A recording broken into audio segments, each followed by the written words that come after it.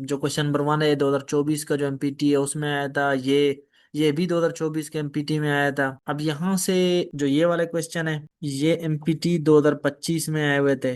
तो ये जो आपको दिए गए थे ये सीएसएस 2023 और सीएसएस 2024 और जो स्पेशल सीएसएस है उसमें आए हुए थे ये। आप लोग ये देखें कि आप लोग इस काबिल हो चुके हैं कि इनको सोल्व कर सकें। अभी आज की जो क्लास में हम लोग ये देखें कि आप लोगों को जो मैंने मोक दिया था लास्ट टाइम उसको आप लोगों ने किस तरह सॉल्व किया है। जो लोग ऑनलाइन देख रहे हैं और उन लोगों ने वो ग्रुप में नहीं है और उन लोगों ने ये मॉक अटेम्प्ट नहीं किया है तो उनसे ये रिक्वेस्ट है कि पहले ये मॉक देखें, इसको सॉल्व करें अपने पास। आप लोगों को मैं ये आप पास करें ये स्क्रीन और ये 3 क्वेश्चंस कर लें सॉल्व। फिर आप क्वेश्चन 4 कर लें, 5, 6 और 7, 8।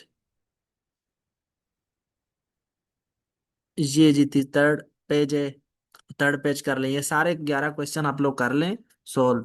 जब मैं इसको फिर समझा दूंगा फिर आप लोगों ने अपने जो सॉल्व किए होंगे उनको क्रॉस चेक करें कितने मार्क्स हैं आपके। आप लोग अपने मार्क्स भी बताएं।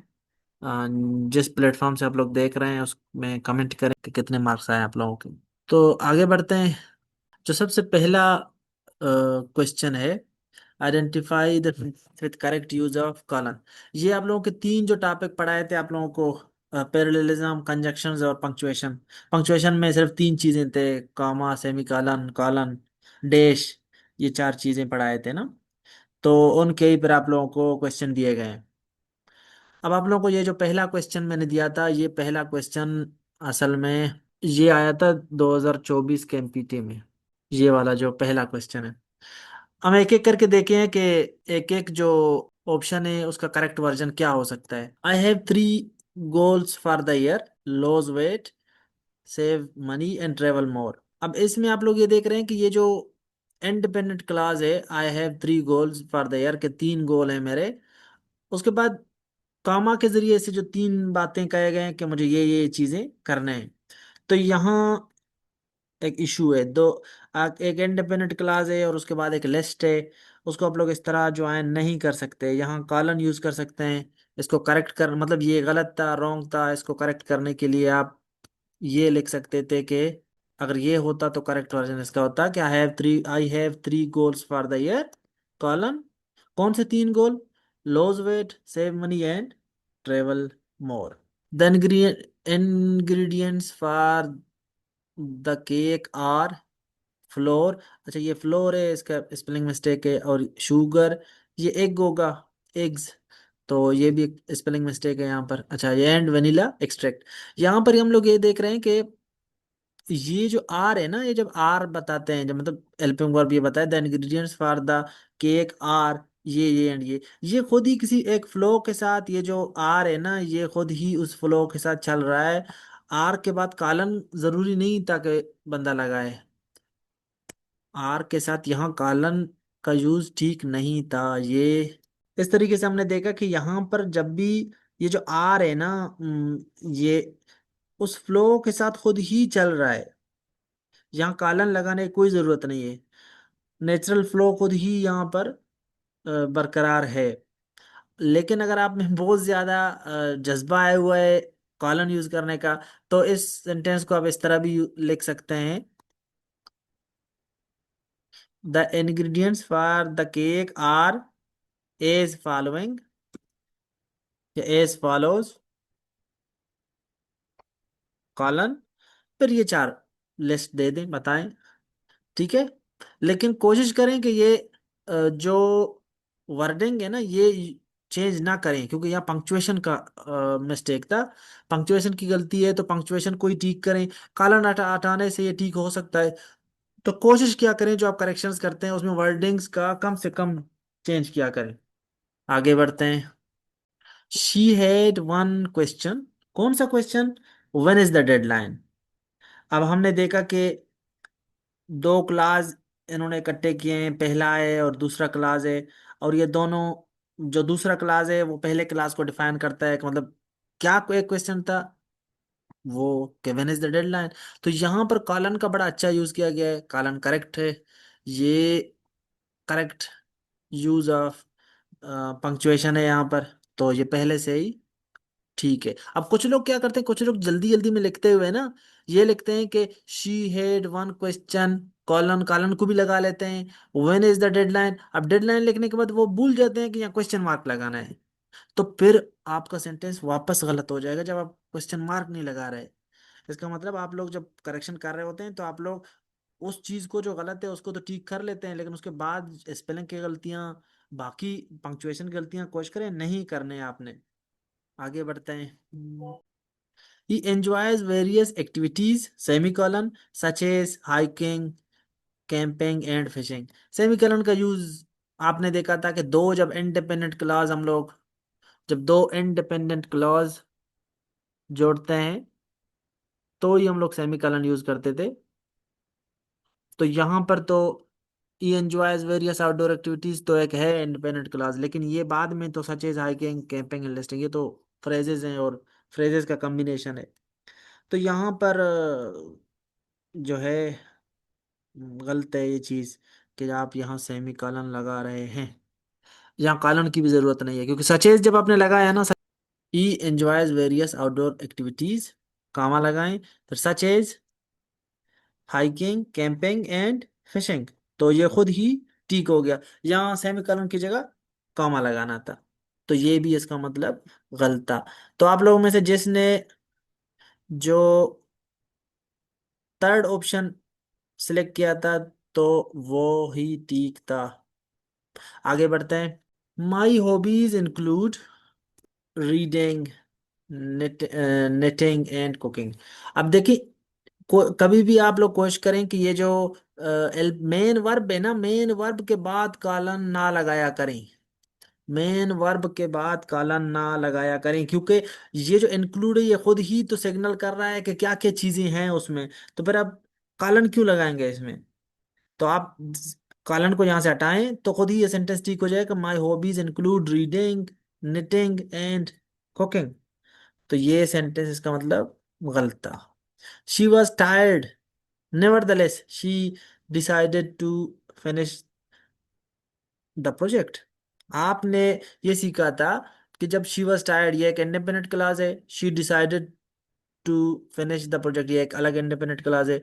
आपने ये देखा था जब दो इंडिपेंडेंट क्लासेस को एक कंजंक्शन के साथ जोड़ते हैं, जिस तरह नेवरदलेस है उसे जोड़ते हैं, तो आप कोशिश करें कि सेमीकोलन लगाएंगे पहले इंडिपेंडेंट क्लास के बाद। और ये जो आपने कंजक्शन यूज किया, कंजक्शन एडवर्ब, कंजक्टिव एडवर्ब भी इसको कह सकते हैं, लेकिन कंजक्शन के तौर पे आप देखें वैसे कि कंजक्शन आपने जो ये यूज किया जिस तरह नेवरदलेस है, हावेवर है, बाकी मोर ओवर है, ये इस तरह के जो हेंस दस ये जो यूज करते हैं, तो इनके बाद फिर आप एक कॉमा लगाते हैं। तो इनका करेक्ट वर्जन क्या होता है, इनका करेक्ट वर्जन इस तरह, ये इस सेंटेंस का करेक्ट करेक्ट वर्जन ये होगा कि she was tired semicolon, nevertheless she decided to finish the project. इसका मतलब कॉमा से पहले यहाँ सेमीकोलन लगाना था, तो ये भी गलत था। अब आगे फिर वही बातें हमने कहा था ना कि नेवरदलेस, मोर ओवर, हावेवर, इस तरह के जब कंजक्शन यूज करते हैं, कंजक्टिव एडवर्ब यूज करते हैं दो क्लासेस को मिलाने के लिए, जिस तरह ये the conference has been postponed thus we have more time. अब ये दो इंडिपेंडेंट क्लासेस हैं, इनको जोड़ा जा रहा है, तो पहले यहाँ सेमीकोलन लगाएं और दस के बाद कॉमा लगाएं, तो ये फिर ठीक हो जाएगा, वरना अभी ये गलत था। अब यहाँ देखिए, he enjoys playing the guitar, he finds it relaxing. अब ये दो इंडिपेंडेंट क्लासेस हैं और बहुत रिलेटेड हैं एक दूसरे के साथ, तो इनको जोड़ने के लिए सेमीकोलन यूज किया गया है, तो ये सेमीकोलन का ठीक यूज है, ये सही है यहाँ पे। तो आप लोगों ने जिसने डी ऑप्शन क्लिक किया था तो यही ऑप्शन ही ठीक था। अब इसको देखें, एक एक करके हम लोग देखते हैं कि क्या क्या, पहले पंक्चुएशन की गलती देखें, फिर पैरेललिज्म की गलती देखें, ये सब साइमल्टेनियसली आप देखा करें जब आप कोई भी वो देख रहे होते हैं। तो आप देखें कि over the crisis in Gaza, semi sorry comma, European conscious is divided between idealist youth and moral suspicious political minds. ये अच्छा मोरली सस्पिशियस होना चाहिए, तो 10, अच्छा सेमीकलन लगा है, गुड। 10 लिखा है, ओके। 10 के बाद comma, okay. The separation of the state and religious में स्टिल नीड रिव्यू। ठीक है, ये सेंटेंस ठीक लग रहा है। और द क्राइसिस इन गाजा, अगला देखते हैं। European conscious is divided between youth, idealist youth and moral suspicious minds। 10, अब 10 से पहले कामा लगा है, ये गलत है, जो ऊपर हमने डिस्कस किया था। आगे पढ़ेंगे ही नहीं हम लोग। अब यहाँ भी देखें गलत है, ये भी गलत है, तो इसमें सिर्फ एक ये ही है जिसका पंक्चुएशन ठीक है। हालांकि यहाँ मैं still need to be reviewed, ये बेहतर एक फ्रेज, ये बेहतर था ये क्लास अगर हम लोग यूज करते हैं यहाँ पर। हालांकि ऊपर स्टिल नीड रिव्यू है, लेकिन चूंकि हमने चार ऑप्शन सिर्फ दिए गए हैं, ये नहीं बताया गया कि करेक्ट क्या करना है, कौन सा बेहतर है। क्योंकि यहाँ देखें मोरल सस्पिशियस भी तो गलत है, मोरली सस्पिशियस होता तो ठीक था। लेकिन इन सब में जो मेजर गलती है वो हम देखें कि ये तो गलत है ही पूरा, ये तो गलत है, ये तो गलत है ही। अब ये रिलेटिवली बेहतर है बाकियों से, मतलब पंक्चुएशन इसका ठीक है। तीसरे में उसने कहा है कि मोरली सस्पिशियस, अब ये ज्यादा बेहतर है तीसरे और चौथे में जो दिया हुआ है यहाँ टर्म। तो ये अगर यहाँ देखा जाए वर्डिंग के हिसाब से ये बेहतर है। और नीड टू बी रिव्यूड, ये तो सबसे बेस्ट है। Need to be review, need to review, still need to review, ये गलत है, ये नहीं यूज कर। नीड टू बी रिव्यूड पैसे फॉर्म में क्लास लेकर आ गया, बेहतर है। लेकिन इसका सबसे बड़ा मसला ये है कि ये पंक्चुएशन ठीक नहीं है। अब यहाँ का पंक्चुएशन ठीक है, तो ये थोड़ा सा इसका ये फ्रेज वीक है, मैं स्टिल नीड रिव्यू, ये जो क्लास है, और ये मोरली होना चाहिए था। लेकिन हम लोग ये देखते हैं कि अगर इनमें से जो बड़ी गलती है किसमें, तो ये पंक्चुएशन में है, तो ये निकाल लेंगे, ये वाला हम लोग इसको करेक्ट कर देंगे। इसमें ए ठीक था, फिर ये तो ठीक हो ही नहीं सकते, बी सी और डी। आगे बढ़ते हैं जी। अच्छा, आप लोगों को मैं बताते चलूं, पहले बताया था ना कि ये जो क्वेश्चन नंबर 1 है 2024 का जो एमपीटी है उसमें आया था, ये भी 2024 के एमपीटी में आया था। अब यहाँ से जो ये वाले क्वेश्चन है, ये एमपीटी 2025 में आए हुए थे। ये ये भी 2025 में आया था, ये भी क्वेश्चन नंबर 5 भी, 6 भी, 7 भी, 8 भी। और ये जो 5 वो दिए गए हैं आपको, अच्छा ये इसके 4 मार्क्स हैं, 4 करने थे। तो ये जो आपको दिए गए थे, ये सी एस एस 2023 और सी एस एस 2024, और जो स्पेशल सी एस एस है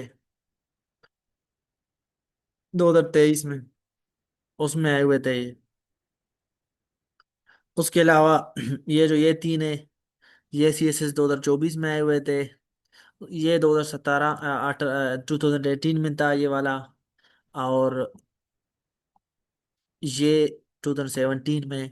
इस तरह करके ये मैंने आपको पास्ट पेपर्स इसलिए दिए थे ताकि आप लोगों ने देखें कि ये जो पढ़ा है, ताकि आप लोगों में कॉन्फिडेंस आए कि आप लोग जो पढ़ रहे हैं वो रिलेवेंट है, और आप लोग इस काबिल हो चुके हैं कि आप लोग ये जो सी एस एस 2025 से 24 से जो इतने मुश्किल एमपीटी वगैरह थे इनके, और रिटर्न थे, प्रेसी एंड कंप्रीहेंशन का जो पेपर था खुद कंपोजिशन का, तो ये बड़ा मुश्किल था इस दफ़ा। तो आप लोगों को ये कॉन्फिडेंस दूं ताकि आप लोग ये देखें कि आप लोग इस काबिल हो चुके हैं कि इनको सॉल्व कर सकें अभी। तो अब क्वेश्चन नंबर 4 की तरफ बढ़ते हैं। Ecological grief is a form of expression that shows the depth of ties between man and nature. One can imagine the horror of post-industrial nations experience, but the worst was the global south that suffered. Say, मतलब for example, Lahore is now polluted urban den. अब यहाँ पे, अच्छा यहाँ पे आप note करें कि ecological grief is expression that shows the depth of ties between man and nature, ये तो एक अलग क्लॉज था इंडिपेंडेंट, और उसके बाद का सेमी कॉलन लगाया, तो okay, correct use of semi colon. One can imagine the horror of post industrial Nations experience, but भी ठीक यूज किया गया। Worst was the global south that suffered, यहाँ भी ठीक है। अब डैश लगा के से मतलब for example, okay, Lahore is now polluted urban den, Lahore is now a polluted urban den, a नहीं लगा है, बाकी उसके अलावा तो बाकी सब ठीक है। अब आगे बढ़ते हैं, अगले ऑप्शन को देखते हैं। अगले ऑप्शन को, ecological grief is a form of expression that shows the depth of ties between man and nature, one can imagine। नहीं नहीं नहीं, ये एक अलग इंडिपेंडेंट क्लास है। अब अगले क्लास के साथ कैसे आप कॉमा के जरिए से जोड़ सकते हैं? नहीं, ये गलत है यहाँ से, यहाँ से ही गलत हो गया। बाकी चीजें मुझे लगता है इनके सेम ही है। और यहाँ से पहले से पहले कॉमा लगाया, ये ना करें, वो डैश यूज था, किया हुआ था, ठीक था। और अगर से लगाते भी हैं, जैसे से के बाद से का मतलब फॉर एग्जाम्पल, तो यहाँ चले डबल कॉमा में इसको बंद कर दें, ये भी ठीक है। आप पोल्यूटेड डेन तो ठीक है। ये तो इस वाले सेंटेंस में करेक्ट कर लिया गया है, ये वाला मिस्टेक जो आर्टिकल करता है ऊपर वाले में। लेकिन बाकी गलतियां हैं इसमें। अब तो तीसरे ऑप्शन में जाते हैं। Ecological grief is a form of expression that shows ये।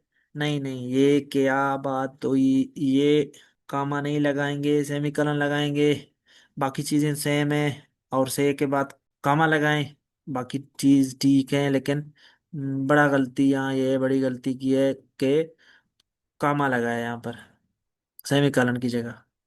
Ecological grief is expression that shows the depth between man, ये ओके, सेमीकलन ठीक है। वन कैन इमेजिन, ये यहाँ तक ठीक है। बट से पहले कामा लगेगा यहाँ, तो ये गलती है। फिर डेट सफर्ड, इसके बाद डैश या डबल कामा में बंद, इसको नहीं किया गया, डैश लगा के कामा। तो ये यहाँ पे ये इसकी तो भी गलती है। अब पहला वाला सारा ठीक था, सिर्फ इसमें आ की गलती थी, आ नहीं लगाया। बाकी तो फिर बहुत ज्यादा ही गलत है ये तो, क्योंकि यहाँ बट से पहले कामा नहीं लगाया, यहाँ कामा के मिसिंग है, ये गलत है, ये भी गलत है। अल्दो पहला वाला भी गलत है आर्टिकल के हिसाब से अगर देखें, लेकिन ये बाकी जो हैं उनसे रिलेटिवली बेटर है। ये मुझे लगता है टाइपिंग मिस्टेक उधर हुआ है उनसे। आ पोल्यूटेड अर्बन डेन लिखा होना चाहिए था, वरना ये ऊपर ठीक था सारा कुछ इसका। तो इसमें जो करेक्ट ऑप्शन है वो ए है इस वाले में। ऊपर वाले में भी ए था। क्वेश्चन नंबर 5 में, the new policy has been implemented nor as it been communicated to the staff. देखिए नोर जो है ना, दो नेगेटिव सेंटेंसेस को जोड़ता है, दो नेगेटिव आइडियाज को, सॉरी। अब पहला वाला आइडिया तो यहाँ पॉजिटिव है, हैज बीन, और दूसरा आप नेगेटिव बना रहे हैं, नहीं ऐसे नहीं हो सकता।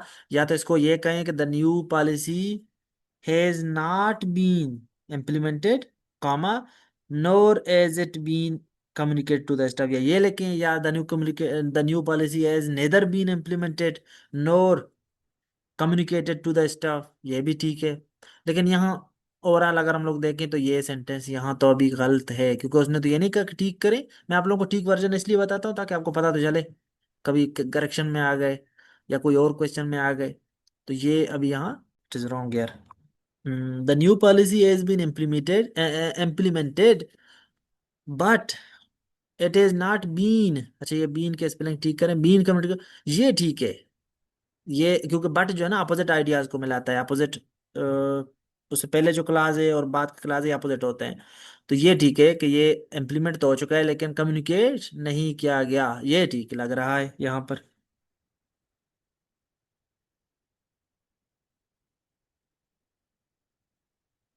The new policy has been implemented yet it is not been communicated to the staff. अब यहाँ पर ये ज्यादा बेहतर लग रहा है, ज्यादा बेहतर लग रहा है पहले वाले से। हालांकि पहला वाला भी ठीक था, लेकिन अगर यट अगर कहें तो the new policy has been implemented yet it has not been communicated to the staff, ये भी ठीक है इन दोनों में से। अब तो ये तो दोनों ठीक हो गए, दो ठीक हो, लेकिन यहाँ यट ज्यादा अप्रोप्रिएट कंजक्शन है इस सिनेरियो में यूज करने के लिए। इन दोनों को ठीक कह सकते हैं फिर, बी और C. The the new policy has been implemented so it is not been, नहीं ये सो यहाँ मिस यूज किया गया है। सो नहीं यूज होता है यहाँ पर, सो काज इफेक्ट के लिए ज्यादातर यूज होता है, काज इफेक्ट शो करने के लिए। तो ये गलत था। अब इसमें सी ठीक है, जिसने सी जवाब लिखा है वो भी ठीक है, बी भी ठीक है यहाँ पर। Choose the sentence that is correct, okay.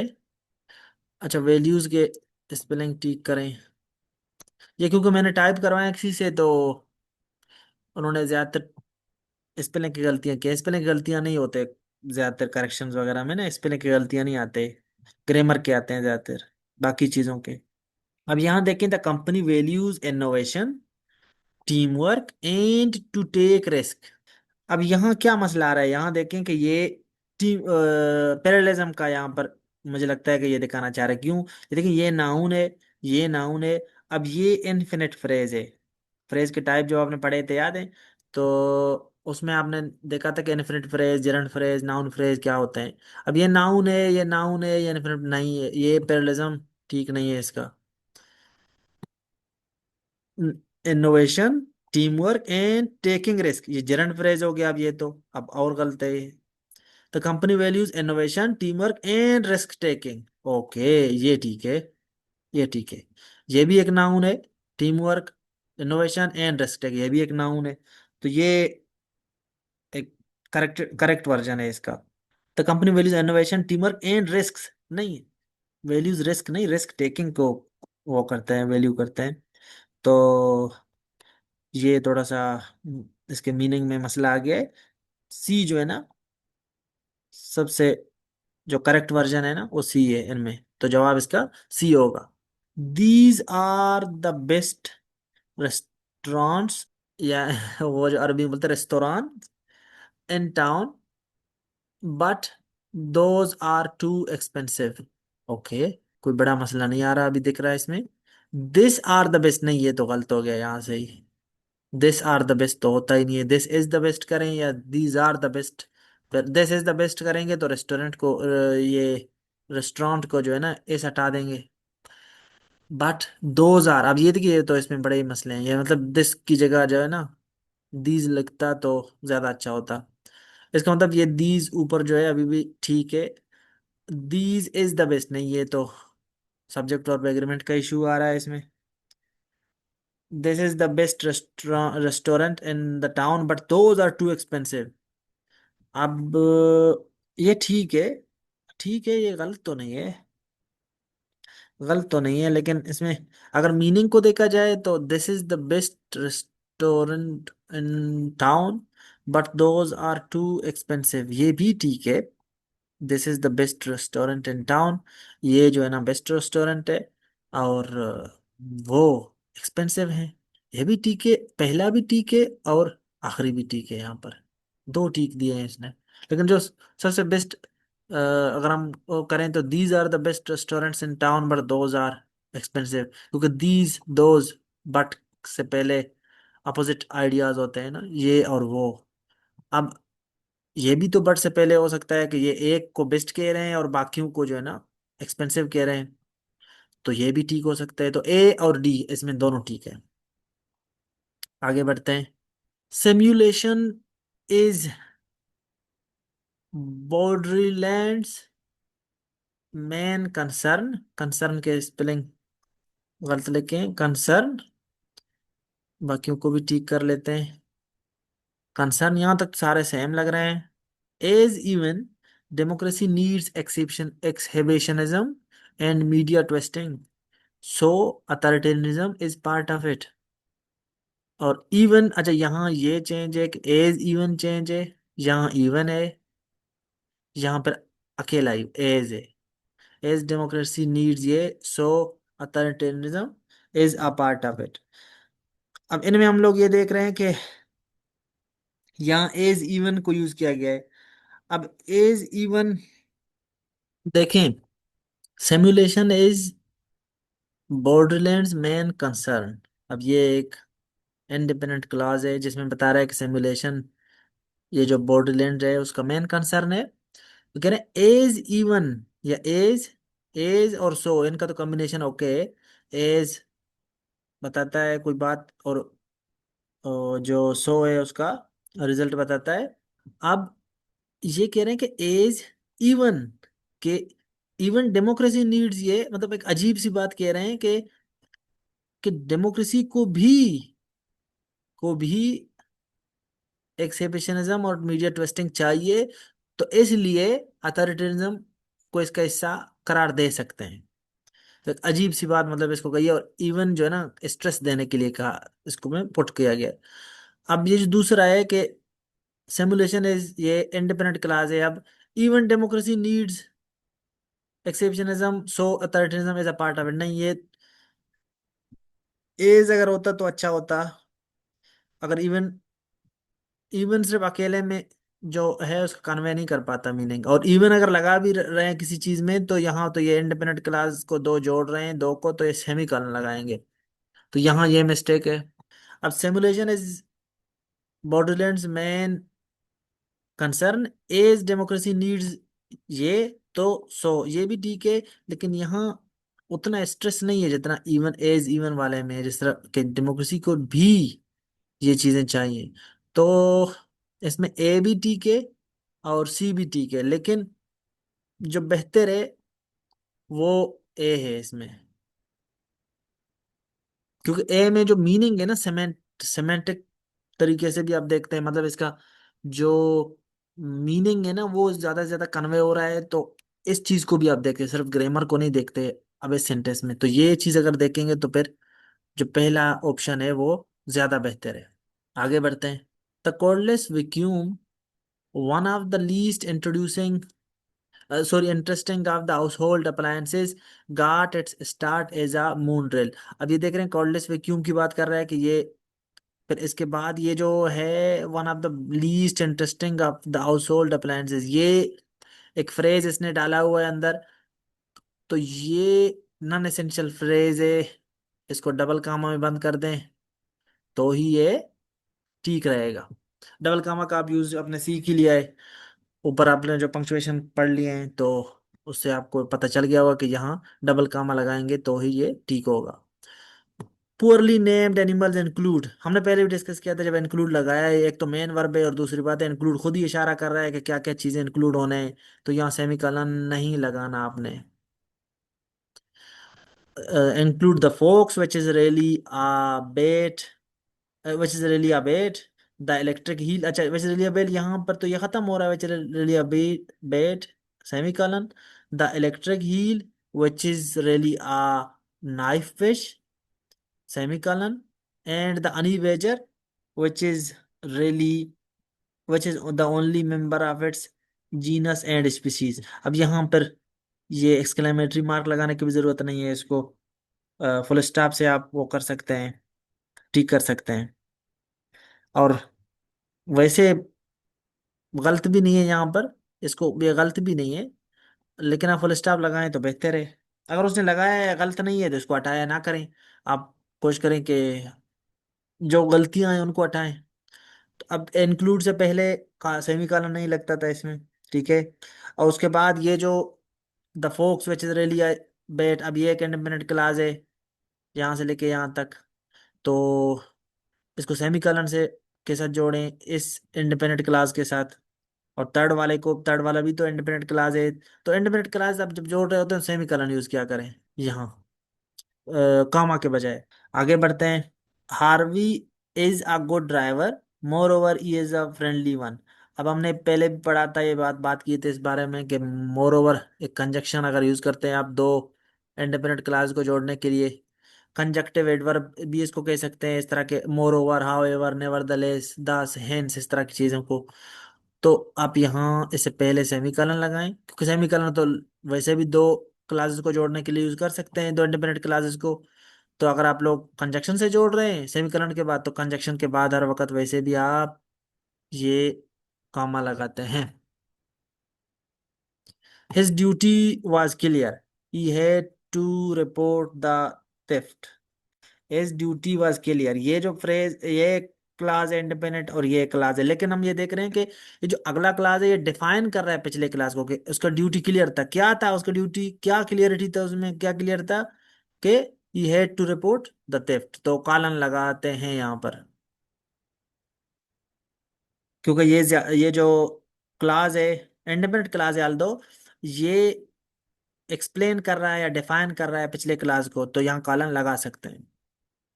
Ji. The theatrical performances are governed by one principle, simple principle, कौन सा सिंपल, अब यहाँ कॉमा नहीं लगेगा, ये बात याद रखिए, क्योंकि कॉलन लगेगा यहाँ कि कौन सा सिंपल प्रिंसिपल।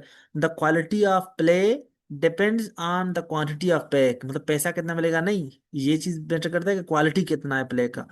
तो यहाँ कामा की जगह आप सेमीकलन लगाएंगे, और प्ले से पहले द प्ले होता तो बेहतर होता, आर्टिकल लगाएं तो बेहतर है। आखिरी क्वेश्चन है अभी, आखिरी नहीं, सेकंड लास्ट।